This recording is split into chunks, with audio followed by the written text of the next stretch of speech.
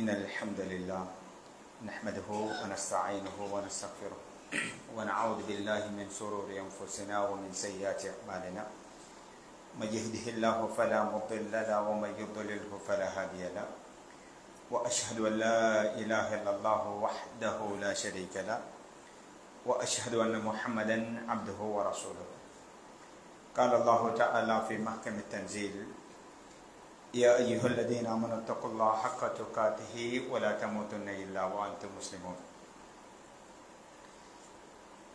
எல்லாம் வல்ல அல்லாஹ் சுப்ஹானஹு வ தஆலாவை போற்றி புகழ்ந்ததன் பின் பெருமானார் ஸல்லல்லாஹு அலைஹி வஸல்லம் அவர்கள் மீதும் அவர்களை பின்பற்றி வாழ்ந்த சஹாபாக்கள் தாபியீன்கள் நல்லோர்கள் எல்லோர் மீதும் என்றென்றும் சாந்தியும் சமாதானமும் நிலவட்டுமாக. கண்ணியமிகு சகோதரர்களே, இன்ஷா அல்லாஹ் நாளைய தினம் எமது நாட்டில் ஜனாதிபதியை தீர்மானிக்கக்கூடிய தேர்தல் நடைபெற இருக்கிறது. சகோதரர்களே, அது தொடர்பான இஸ்லாமிய வழிகாட்டல் சில அம்சங்களை நினைவுபடுத்தலாம் என்று கருதுகிறோம். முதலிலே இப்படியான ஒரு அம்சம், ஏன் நாங்கள் ஒரு மிம்பர் மேடையில் பேச வேண்டும் என்கிற ஒரு அபிப்பிராயம் எழலாம். சகோதரர்களே, அல் குர்ஆனில் அல்லாஹு தஆலா சொல்கிறான், அல் யௌம அக்மல்து லக்கும் தீனக்கும் வ அத்மம்து அலைக்கும் நிஅமதி வ ரضيت لكم الاسلام دينا. இன்றைய தினம் இந்த தீனை பூர்த்தியாக்கி இருக்கிறோம், என்னுடைய நிஅமத்தை நிறைவாக பூர்த்தி செய்திருக்கிறேன், இஸ்லாமிய மார்க்கத்தை உங்களுக்கு தீனாக ஆக்கியிருக்கிறேன் என்று அல்லாஹு தஆலா அல் குர்ஆனிலே சொல்கிறான். இஸ்லாம் என்பது பரிபூரணமான ஒரு வாழ்க்கை திட்டம் என்பதை ரப்புல் ஆலமீன் அடையாளப்படுத்துவதை பார்க்கிறோம். வெறுமனே இபாதத்துக்களுக்கான வழிகாட்டல் மாத்திரம் அங்கு இருக்காது. வியாபாரம் தொடர்பாக பேசப்பட்டிருக்கும், குடும்பவியல் தொடர்பாக பேசப்பட்டிருக்கும், சமூக பிரச்சனைகள் தொடர்பாக பேசப்பட்டிருக்கும், அடுத்த சமூகத்திற்கும் எங்களுக்கும் இடையிலான தொடர்பாடல்கள் தொடர்பாக இஸ்லாம் பேசி இருக்கின்றது. அந்த வகையில் அரசியல் தொடர்பாகவும் நிறையவே இஸ்லாம் பேசி இருப்பதை பார்க்கிறோம். ஒரு வசனத்தில் அல்லாஹு தஆலா சொல்கிறான், ஃபமன் தபிய ஹுதாய ஃபலா ஹௌஃபுன் அலைஹிம் வலா ஹும் யஹ்ஸனூன். யார் எங்களுடைய நேர்வழியை பின்தொடர்கிறார்களோ அவர்களுக்கு அச்சமும் கிடையாது, கவலையும் கிடையாது என்று அல்லாஹு தஆலா சொல்கிறான். எல்லா விடயங்களிலும் அல்லாஹ்வுடைய நேர்வழி பின்பற்றப்படுகிற நேரத்தில் அவர்கள் அச்சப்படவும் மாட்டார்கள், பயப்படவும் மாட்டார்கள். இந்த இரண்டுமில்லாத வாழ்க்கை தேவை என்றால் எல்லா விடயங்களிலும் எங்களுடைய வழிகாட்டல் பின்பற்றப்பட வேண்டும் என்று குர்ஆனிலே அல்லாஹு தஆலா சொல்கிறான். தேர்தல் காலம் என்று வருகிற நேரத்தில் ஏதோ ஒரு வகையில் நாங்கள் எல்லோரும் அதனோடு சம்பந்தப்படுவோம். ஒன்றில் வேட்பாளர்களாக இருப்பார்கள், ஒரு கட்சியின் ஆதரவாளர்களாக இருப்பார்கள், ஒரு கட்சியின் முக்கியஸ்தர்களாக இருப்பார்கள், அல்லது ஆக குறைந்தது வாக்காளர்களாக கூட இருக்கலாம். ஏதோ ஒரு வழிவகையில் நாங்கள் எல்லோரும் இதனோடு ஒன்றித்த ஒரு வாழ்வியல் தான் இருந்து கொண்டிருக்கிறோம். இலங்கையில் ஏற்படுகிற எல்லா அரசியல் மாற்றங்களின் பொழுதும் இந்த சமூகம் நன்மை அடைந்த வரலாறுகளும் உண்டு, இந்த சமூகம் பாதிக்கப்பட்ட வரலாறுகளும் உண்டு. அந்த வகையில் இந்த தலைப்பு என்பது முக்கியமான ஒரு பகுதி என்பதை கருத்தில் கொள்ள வேண்டும். கண்ணியமிகு சகோதரர்களே, முதன்மையாக நாங்கள் தெரிந்து கொள்ள வேண்டிய ஒரு அம்சம் என்னவென்றால், அல் குர்ஆனில் அல்லாஹ் சொல்கிறான், லஹூ முல்குஸ் ஸமாவாதி வல் அர்த். வானம் பூமியினுடைய ஆட்சி அல்லாஹ்வுக்கே சொந்தமானது அப்படி என்று அல்லாஹு தஆலா சொல்கிறான். சகோதரர்களே, இந்த அடிப்படையில் தான் ஒரு முஃமின் தேர்தலையும் தலைமைகளையும் கட்சிகளையும் பார்க்க வேண்டும். இந்த ஆட்சி அதிகாரம் அல்லாஹ்வுக்கு சொந்தமானது. ஆனால் இன்றைய பேச்சுக்களிலேயும் இன்றைய எழுத்துக்களிலேயும் இந்த ஈமானி அம்சம் தவறவிடப்படுகிறது. எல்லோரும் பேசுகின்ற பொழுது பேசுவது நாங்கள் கொண்டு வந்த ஆட்சி, நாங்கள் தான் இந்த ஆட்சியை வீழ்த்தினோம், நாங்கள் தான் இவரை அதிகாரத்துக்கு கொண்டு வந்தோம், இந்த மாதிரியான பேச்சுக்கள் எங்களை அந்த வெற்றிக்கு ஒரு காரணமாக இறைவன் ஆக்கி இருக்கலாம். அந்த வெற்றியை உண்மையில் அல்லாஹு தஆலா தான் ஏற்படுத்துகிறான். இன்னொரு வசனத்தில் அல்லாஹு தஆலா சொல்கிற நேரத்தில், நபியே நீங்கள் சொல்லுங்கள், மாலிகல் முல்க், ஆட்சியாளர்களுக்கெல்லாம் அதிபதி, துத்தில் முல்க மன் தஷா, அவன் நாடுபவர்களுக்கு ஆட்சியை கொடுக்கிறான். வதன்ஸிஉல் முல்க மிம்மன் தஷா, அவன் நாடியவர்களிடம் இருந்து ஆட்சியை பிடுங்கி எடுக்கிறான். அவன் நாடியவர்களை கௌரவப்படுத்துகிறான், அவன் நாடியவர்களை இழிவுபடுத்துகிறான். அதாவது அல்லாஹு தஆலா எல்லாவற்றின் மீதும் ஆற்றல் மிக்கவன் என்று அல்லாஹு தஆலா சொல்கிறான். நபியை நீங்கள் சொல்லுங்கள், ஆட்சியை கொடுப்பதும் பறிப்பதும் உயர்த்துவதும் தாழ்த்துவதும் நான் தான் என்று மக்களிடத்தில் பதிவு செய்யுங்கள் என்று அல்லாஹு தஆலா சொல்கிறான். சகோதரர்களே, உலக வரலாற்றை நாங்கள் படித்து பார்ப்போமாக இருந்தால் இந்த யதார்த்தத்தை மிக இலகுவாக, இந்த வசனத்தின் யதார்த்தத்தை புரிந்து கொள்ளலாம். இந்த வசனம் சொல்கிறது, புள்ளி விவரங்கள் எல்லாம் அல்லாஹ்வுக்கு முன்னாடி தோற்று போகும். இந்த வசனம் சொல்கிறது, அதிகாரங்கள் எல்லாம் இந்த வசனத்துக்கு முன்னாடி தோற்று போகும். இந்த வசனம் சொல்கிறது, விஞ்ஞானத்தன்மை கூட இந்த வசனத்துக்கு முன்னாடி தோற்று போகும் என்று சொல்கிறது. அல்லாஹ் சொல்கிறான், நான் நாடுபவர்களைத்தான் உட்கார வைப்பேன் என்று. அமெரிக்காவில் வெள்ளை மாளிகை, ஒயிட் ஹவுஸ், ஜனாதிபதி மாளிகை, உலக வரலாற்றில் ஒரு வரலாற்று சிறப்பு மிக்க இடத்திற்கு அந்த பெயர் வந்ததற்கு பல காரணம் சொல்லப்படுகிறது. கருப்பினத்தவர்களுக்கு இங்கே இடம் கிடையாது, இங்கே வெள்ளை மாளிகை என்கிற ஒரு கருத்து அவர்களிடம் இருந்தது. அந்த அளவுக்கு இனத்துவம், இன நிற வேறுபாடுகள் மேலோங்கி இருந்தது. அல்லாஹு தஆலா எந்த இடத்தில் இந்த சிந்தனை உருவாகியதோ அதே இடத்தில் கருப்பினத்தை சேர்ந்த பரக் ஒபாமாவை கொண்டு வந்து மலகு பார்த்தான். அல்லாஹு தஆலா நாடியவர்களுக்கு ஒன்றை கொடுப்பான், நாடியவர்களிடம் இருந்து பிடுங்கி எடுப்பான். சகோதரர்களே, இலங்கை வரலாற்றில் பெரும்பான்மை வாக்குகளினால் ஒருவர் வெற்றி பெறுகிறார். 30 ஆண்டுகள் அசைக்க முடியாது என்ற நம்பிக்கை, எதிர்க்கட்சிகள் கூட இதற்கு பிறகு நாங்கள் அரசியல் செய்வதா என்று அவர்களை நொந்து கொண்டு ஓரமாக கூடிய ஒரு சூழல், எல்லா சமூகங்களும் பதறிக் கொண்டிருந்தார்கள். அல்லாஹு தஆலா நொடி பொழுதில் அந்த புள்ளி விவரத்தை, விஞ்ஞானத்தன்மையை, அந்த அதிகாரத்தை முழுமையாக பூச்சியமாக மாற்றி அமைத்திருப்பதை பார்க்கிறோம். எனவே முதன்மையான ஓர் அம்சம் சகோதரர்களே, அதிகாரம், தேர்தல், அரசியல் என்று வருகிற பொழுது என் பேச்சுக்கள், என் எழுத்துக்கள் எல்லாம் இந்த 2 அல் குர்ஆன் வசனத்தை மையப்படுத்தியதாகவே இருக்க வேண்டும். என்ன வசனம்? இறைவன் நாடியவர்களுக்கு இதை கொடுக்கிறான், நாடியவர்களிடம் இருந்து பிடுங்கி எடுக்கிறான். எந்த நேரத்திலும் இது நடக்கலாம்.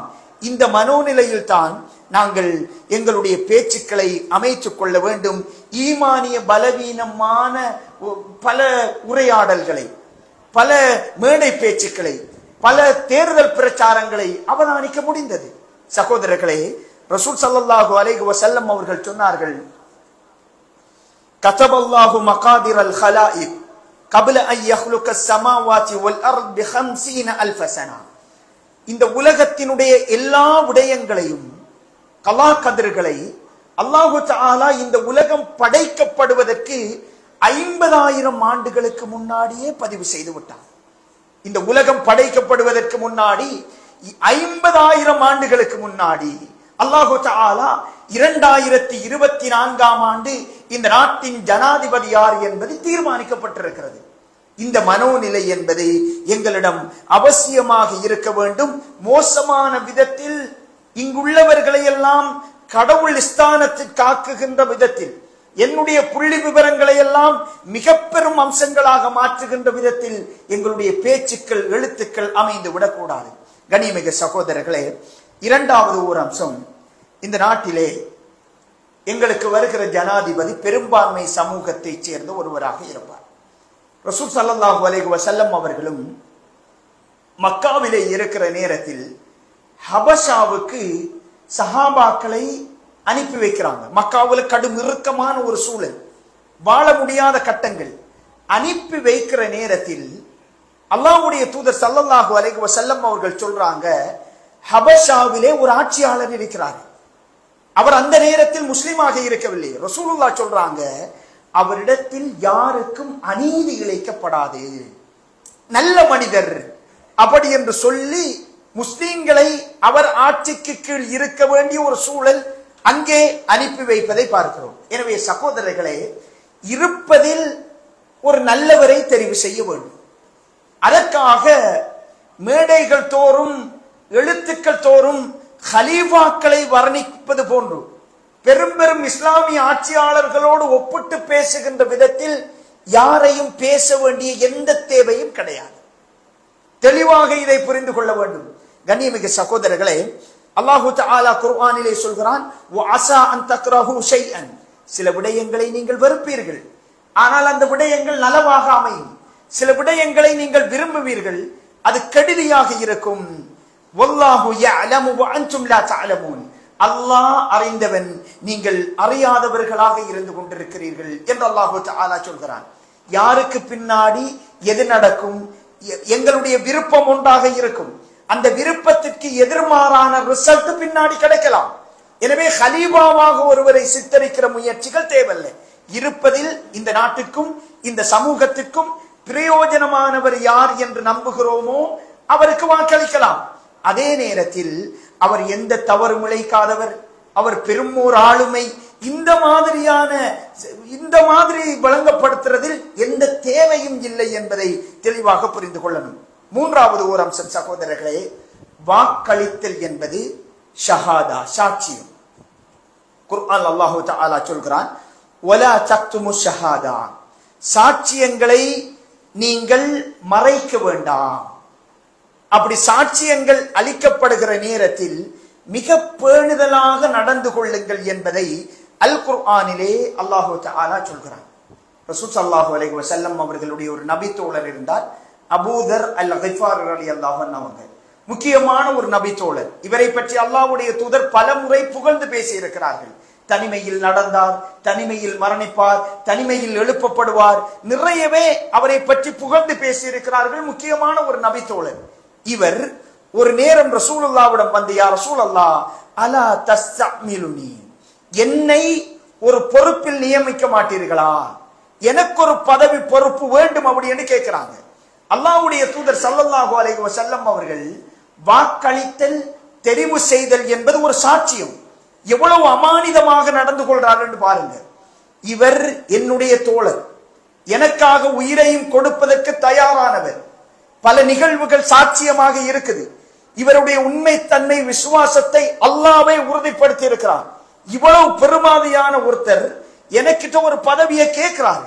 உடனே அல்லாஹ்வுடைய தூதர் இன்னாங்க வச்சு கொள்ளுங்க என்று சொல்லி கொடுக்கிற ஒரு முடிவுக்கு போகல. ரசூல் ஸல்லல்லாஹு அலைஹி வஸல்லம் அவர்கள் சொல்றாங்க, இன்னக லஐஃப், நீங்க பலவீனமானவர், அபூதரே இது உங்களுக்கு செட் ஆக மாட்டாது, இதை விட்டுருங்க அப்படி என்று சொல்றாங்க. அவருடைய மனோநிலை, இந்த அதிகாரத்தை கொண்டு நடத்தக்கூடிய ஆளுமை, இந்த விடயங்களை கவனித்துக் கொண்டு ரசூல் ஸல்லல்லாஹு அலைஹி வஸல்லம் அவர்கள் நெருக்கமாக இருந்தும், அவர் உண்மையில் ரசூலுல்லாஹ்வை நேசிப்பவர் என்று தெரிந்திருந்தும், அல்லாஹ்வினால் உத்தரவாதப்படுத்தவர் என்பதை அறிந்திருந்தும், அல்லாஹ்வுடைய தூதர் அவருக்கு பதவி கொடுப்பதில் மிக கவனமாக இருந்தார்கள். இயல்பான அவருடைய இலகுவான குணங்கள், இயல்பான அவருடைய பலவீனங்கள், இந்த பொறுப்பு அவருக்கு மிகையாக போய்விடும் என்பதில் கவனமாக இருந்தாங்க. எனவே சகோதரர்களே, ஒரு வாக்களித்தல் என்பது ஒரு சாட்சியம், ஒரு தெரிவு என்பது முக்கியமான ஒரு அம்சம். எனவே இந்த விடயத்தில் மிக கவனமாக நாங்கள் இருந்து கொள்ள வேண்டும். குறிப்பாக எங்கட பகுதியை பொறுத்த வரைக்கும் கணித பாடத்திலும் விஞ்ஞான பாடத்திற்கும் கூடுதல் முக்கியத்துவம் கொடுக்கிற பெற்றோர்களை அவதானிக்கிறோம். ரெண்டு பாடத்திற்கும் அதிக நேரங்களை எடுக்கக்கூடிய மாணவர்களையும் விசேட வகுப்புகளை நடத்தக்கூடிய ஆசிரியர்களையும் அவதானிக்கிறோம். உண்மையில் முக்கியமான பாடங்கள் தான். ஆனால் இந்த கணிதமும் விஞ்ஞானமும் வெறுமனே பாடத்திட்டங்களோடு சுருங்கிட்டு எங்கட வாழ்வியலோடும் தெரிவுகளிலேயும் வாக்களிக்கின்ற பொழுதும் இந்த விஞ்ஞானத்தையும் கணிதத்தையும் மறந்து விடுகிறோம். சகோதரர்களே, வாக்களிப்பு என்பது ஒரு அமானிதம். எல்லா வேட்பாளர்களுக்கும் கட்சிகளுக்கும் ஒரு வரலாறு உண்டு. அவைகளை மிகச்சரியாக நாங்கள் அவதானிக்க கடமைப்பட்டிருக்கிறோம். கண்ணியமிகு சகோதரர்களே, ஆடை தெருவிலே, காய்கறி தெருவிலே சுண்டி பார்க்கிறோம். நிச்சயமாக இதிலேயும் சுண்டி பார்க்க வேண்டிய ஒரு அவசியம் இருக்கிறது என்பதை புரிந்து கொள்ளணும். யாரு வந்தாலும் யாரோ ஆள போறாங்க, நாங்க சுயமா சம்பாதிக்கணும், எங்களோட வாழ்க்கையை நாங்க தான் தீர்மானிக்கணும். இந்த மாதிரியான மனோநிலையில் நாங்க அணுகக்கூடாது. ஒருவேளை அபூ ஜஹலும் ஆட்சி செய்கிறார், வாய்ப்பு கிடைக்கிறது. அபூ தாலிபும் வாய்ப்பு கிடைக்கிறது. இரண்டு பேரும் முஸ்லிம் அல்லாதவர்கள் தான். யார் வந்தாலும் பரவாயில்லை என்கிற மனோநிலை எவ்வளவு ஆபத்தானது. அபூ ஜஹல் வந்தால் நிச்சயம் அதனுடைய பாதிப்பை எங்களுடைய சந்ததியினர், அடுத்த சந்ததியினர் நிச்சயம் உணர்ந்து கொள்ளக்கூடிய சூழல் உருவாகலாம். அதே நேரம் அபூ தாலிப் என்பவர் முஸ்லிம் அல்ல, ஆனாலும் இஸ்லாத்தோடும் முஸ்லிம்களோடும் ஒரு நல்ல உணர்வோடு வாழ்ந்தவர், பல உதவிகள் செய்தவர். யார் வந்தாலும் பரவாயில்லை என்கிற மனோநிலை ஆபத்தானது.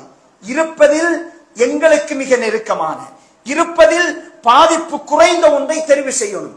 இந்த மனோநிலை என்பது நிச்சயம் தவறான மனோநிலை என்பதை புரிந்து கொள்ள வேண்டும்.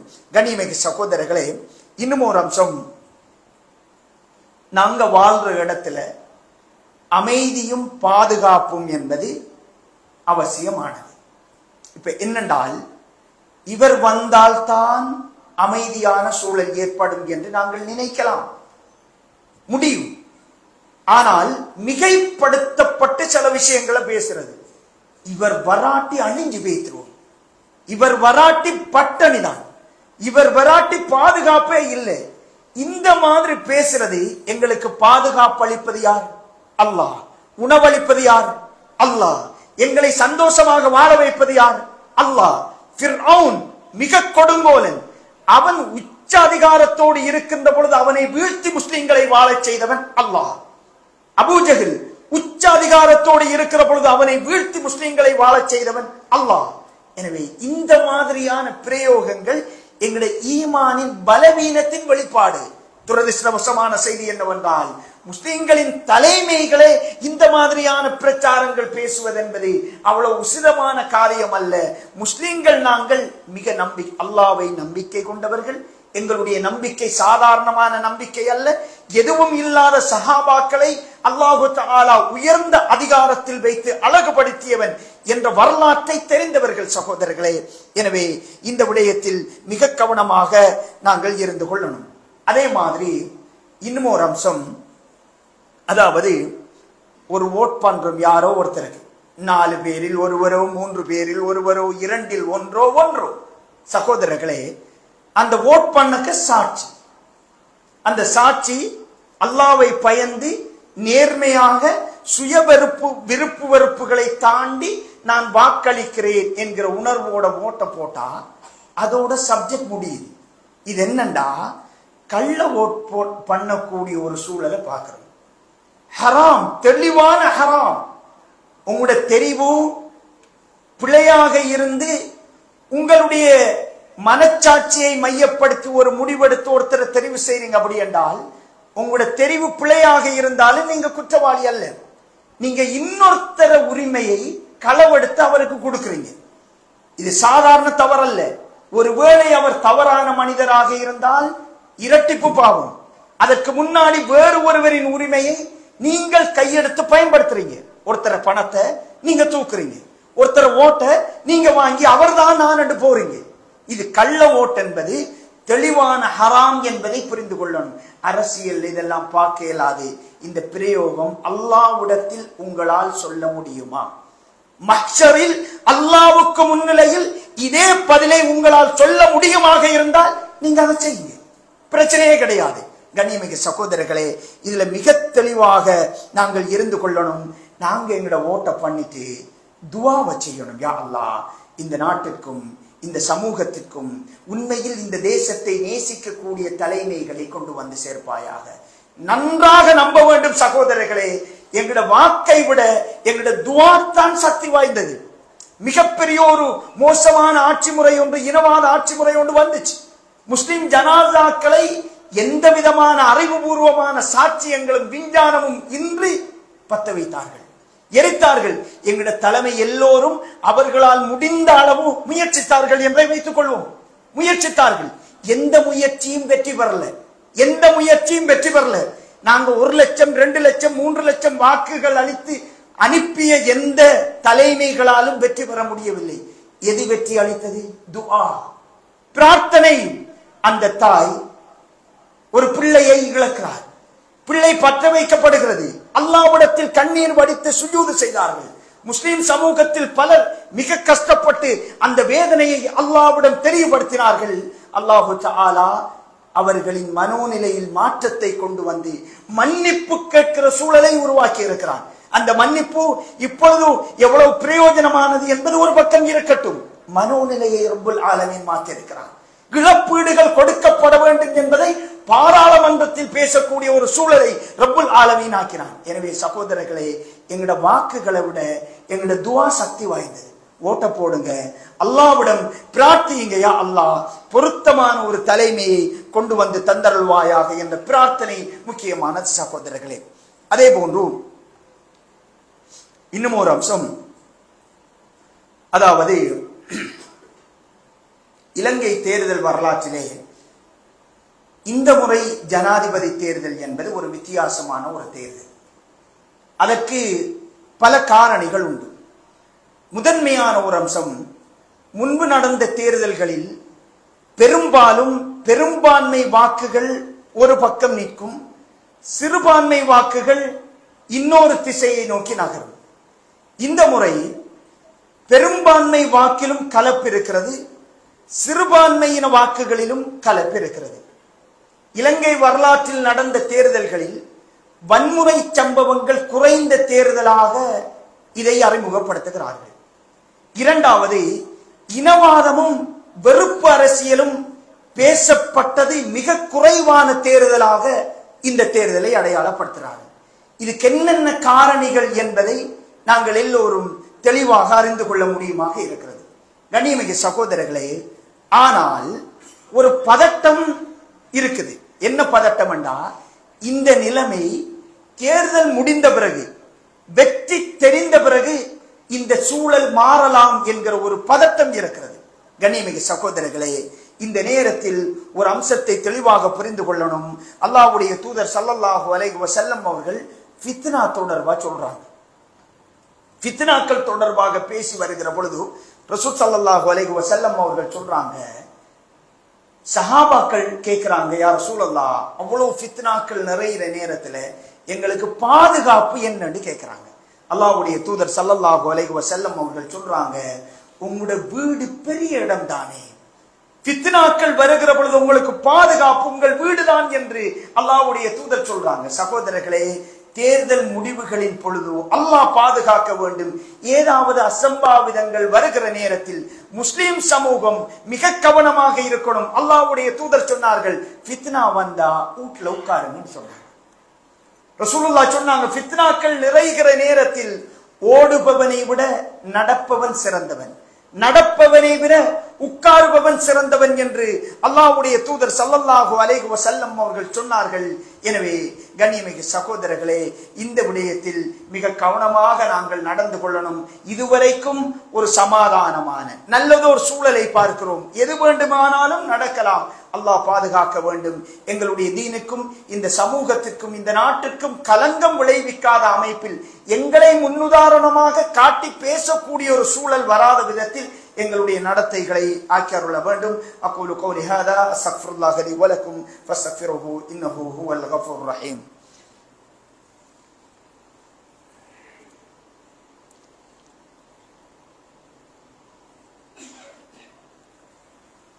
அல்ஹம்துலில்லாஹ் வஸ்ஸலாத்து வஸ்ஸலாமு அலா ரசூலில்லாஹ் முஹம்மது இப்னு அப்துல்லாஹ் அம்மா பஅத்.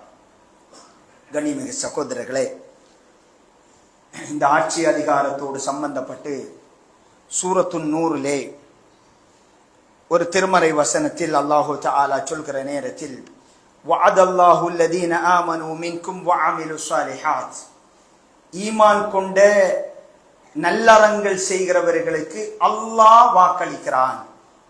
அரசியல் தலைவர்களின் வாக்குறுதி அல்ல.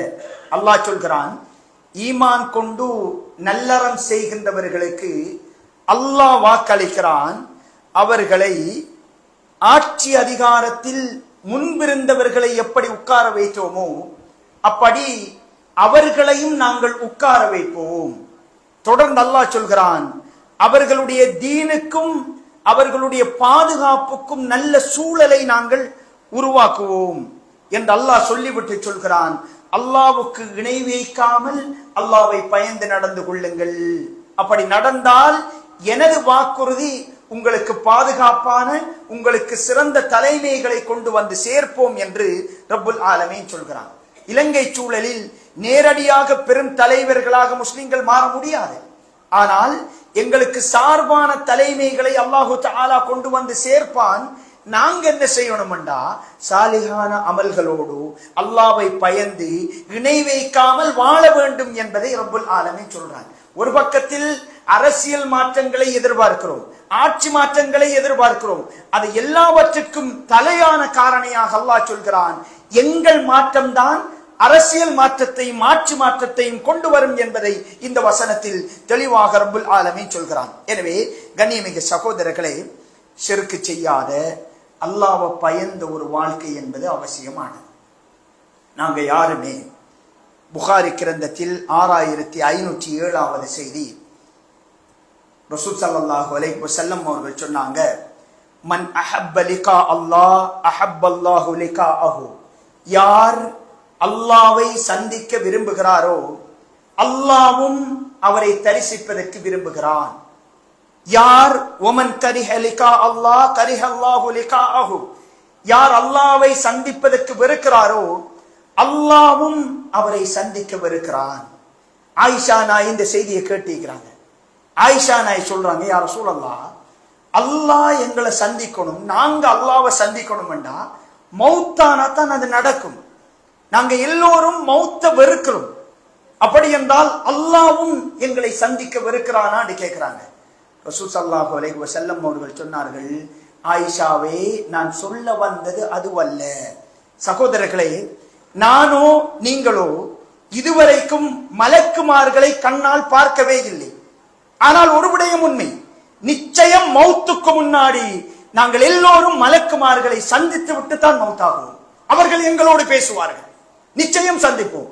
ரசூலுல்லாஹ் சொல்றாங்க, ஒருத்தர் சக்கராத் வந்தவுடன், அவர் சக்கராத்துடைய வேதனையில் துடித்துக் கொண்டிருக்கிற நேரத்தில் நல்ல மனிதராக இருந்தால் மலக்குமார்கள் நெருங்கி வருவார்கள்.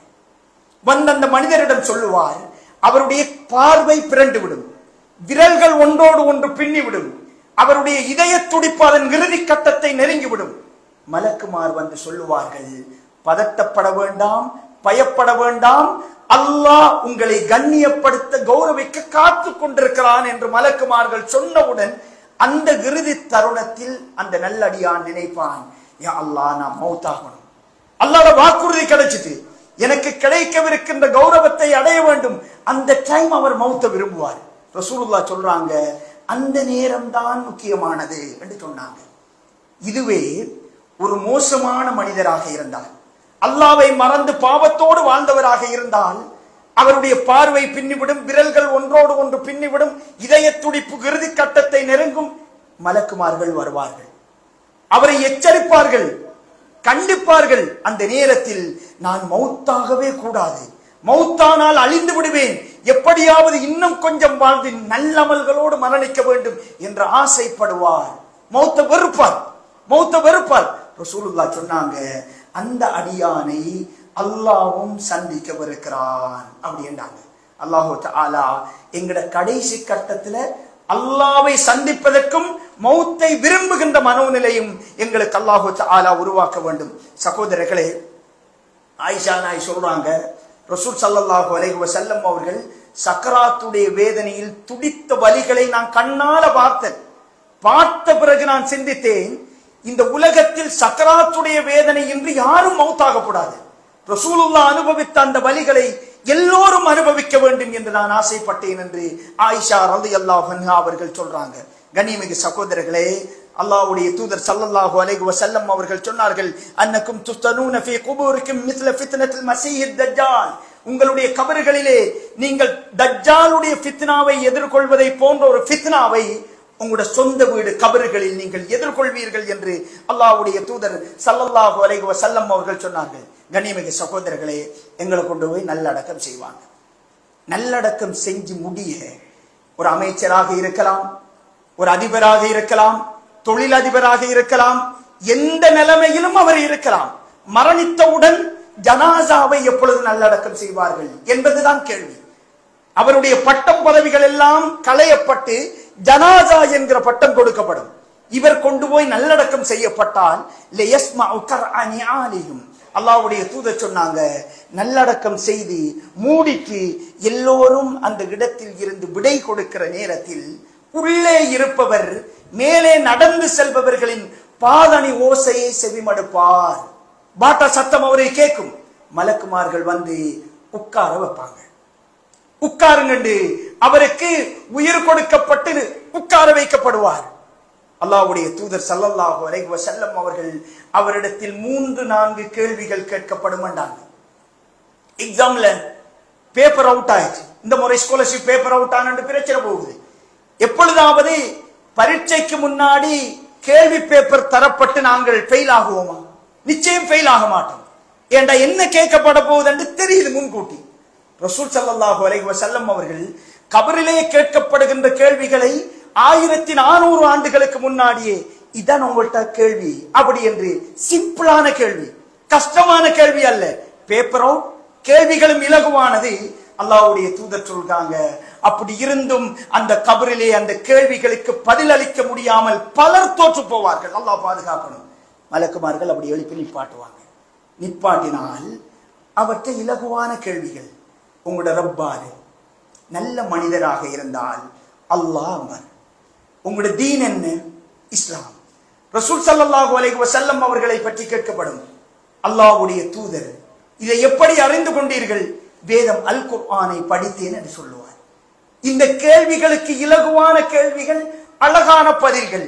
அந்த நல்லடியார் பதில் சொல்லவுடன் மலக்குமார்கள் அவர்ட கபருக்கென்று சில விசேஷம் நடக்கும். வேற ஒருத்தருக்கும் அப்படி நடக்காது. கண்ணெட்டிய தூரம் வரை அந்த கபரு விசாலமாக்கப்படும். 6 அடி அல்ல, 3 அடி அகலம் அல்ல, கண்ணெட்டிய தூரம் வரை அந்த கபரு விசாலமாக்கப்படும்.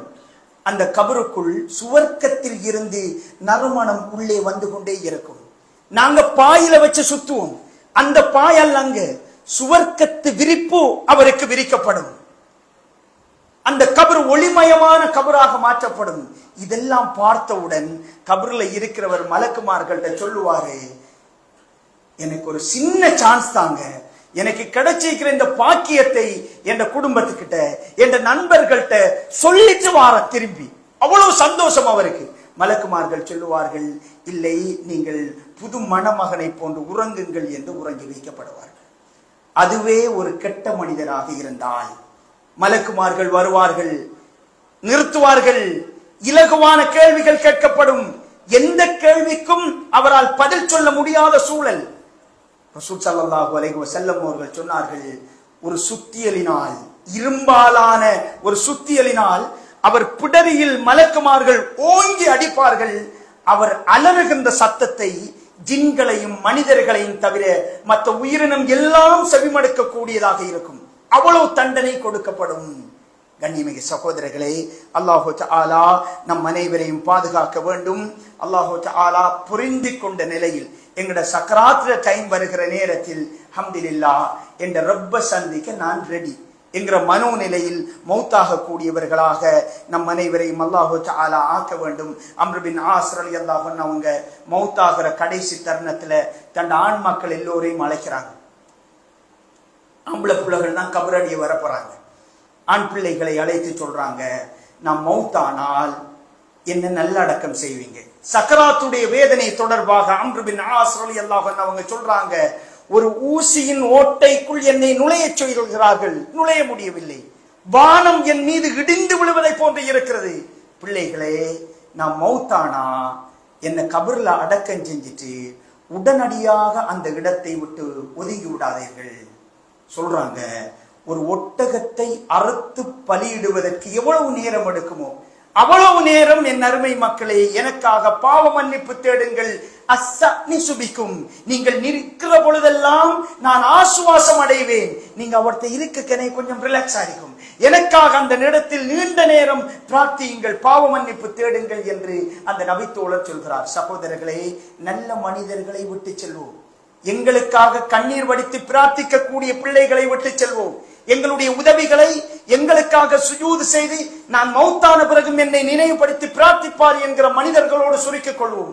கண்ணியமிகு சகோதரர்களே, அல்லாஹு தஆலா சொல்கிறான், அதாவது யார் யாரெல்லாம் ஈமான் கொண்டு இணை வைக்காமல் அல்லாஹ்வை பயந்து நடக்கிறார்களோ அவர்களை அதிகாரத்தின் உச்சியில் பாதுகாப்பான சூழலில் நல்ல தீனை அழகான முறையில் நடைமுறைப்படுத்தக்கூடிய பாதுகாப்பான அம்சங்களை நாங்கள் வழங்குவோம் என்று அல்லாஹ் வாக்குறுதி அளிக்கிறான். இதை நாங்க செஞ்சா அரசியல் மாற்றங்கள், தலைமை மாற்றங்கள், இதர மாற்றங்கள் எல்லாவற்றையும் எங்களுக்கு சாதகமான மாற்றங்களாக அல்லாஹு தஆலா கொண்டு வருவான். அரசியல் மாற்றத்தை எதிர்பார்ப்பதற்கு முன்னாடி எங்கள் மாற்றம் என்பது மிக மிக அவசியமானது. எல்லாம் வல்ல அல்லாஹ் ஜல்ல சுப்ஹானஹு வ தஆலா நாளை நடைபெறக்கூடிய தேர்தலிலே இந்த நாட்டிற்கு பொருத்தமான எல்லா மக்களையும் ஒரே பார்வையில் பார்க்கக்கூடிய நல்ல தலைமைகளை உருவாக்குவானாக. அகூலு கௌலி ஹாதா அஸ்தக்ஃபிருல்லாஹி லி வ லக்கும் ஃபஸ்தக்ஃபிருஹு இன்னஹு ஹுவல் கஃபூர் ரஹீம்.